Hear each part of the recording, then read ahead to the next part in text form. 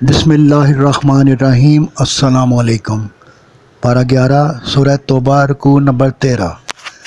مہاجر و انصار جو رسول صلی اللہ علیہ وآلہ وسلم کی آواز پر فوراً اسلام میں داخل ہوئے، اور جو لوگ راست بازی سے ان کے بعد اسلام میں داخل ہوتے رہے، اللہ ان سے راضی ہوا اور وہ اللہ سے راضی ہوئے، اور ان کے لیے جنت کے باغات تیار ہیں۔